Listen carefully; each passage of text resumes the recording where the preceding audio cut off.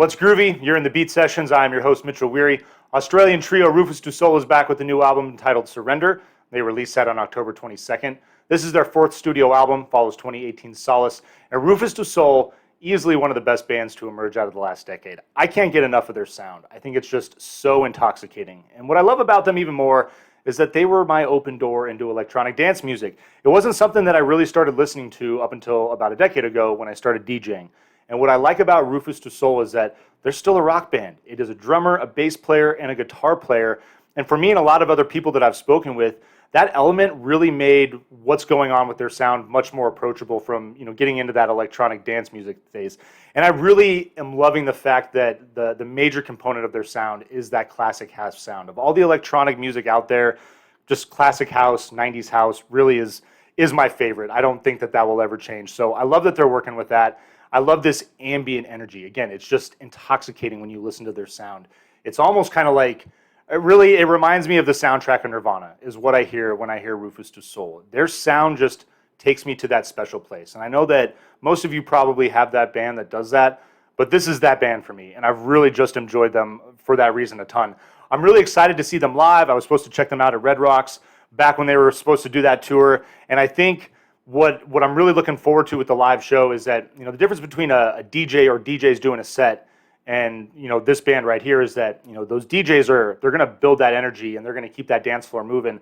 But you add that with the energy of a live band as well, doing the same thing, and I just think the scene, the vibe is going to be tenfold of what it could ever be with any other dynamic. And so I really appreciate that about them. And it translates in the opposite direction on their records. You listen to their records, and there's these slow ambient moments where they are really taking on the character of a rock band. Songs where they're exploring territory that I don't necessarily think that DJs could get away with on the dance floor in a club. And so listening to their albums, that contrast to the live experience and the difference in the dynamics, but the result of that, coming from the same powerful band is really what makes these guys so unique. Next to me is the opener on this album, just this single dark piano note, like just solitary by itself. And it's almost kind of like it's the groundwork for this experience that, you're about to, go into on your own and delve into. And I think it's a really cool way to open up this record.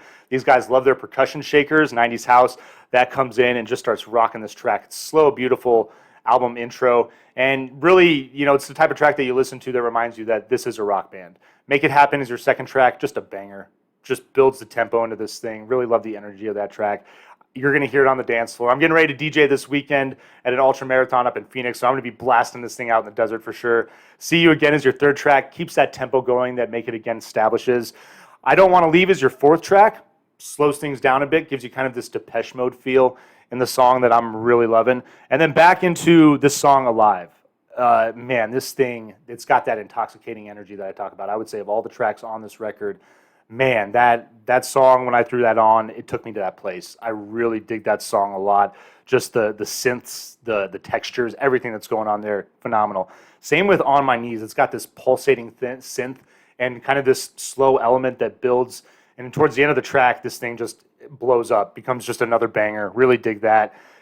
Into Wildfire, which is another slow track, kind of that reminder that we're a band, keeps the pace of the record nice from a listening experience. And then Surrender featuring Curtis Harding, Devotion, and Always are your last three tracks. Honestly, with the runtime at a little over 50 minutes, it's about 54 minutes, I could probably do without Surrender, make this a 10-track album, and keep it in that 45-minute runtime for just a pure listening experience. But this album's pretty darn close to perfect in my opinion, and I absolutely love Rufus Du Sol and this new effort from them. So I hope you find this review helpful. I hope you enjoy listening to this record. I will not be around this weekend to do album reviews, so I hope you enjoy some of that new stuff that comes out on Friday. I wanted to talk about the new Elton John record. It is fantastic. Some new original stuff on there that's really cool that he's collaborating with some artists on. Some old covers that he's doing, whether they're his songs or some other cover songs. I just think the title is absolute garbage. That might be the best record with the worst title of this year, but didn't have a chance to talk about Elton John. Another great record. If you haven't had a chance, go check that out. It's fun. A lot of good upbeat dance music on that album as well. Please enjoy the rest of your week. Stay tuned for more album reviews when I get back on Sunday. We'll see you next time on the Beat Sessions.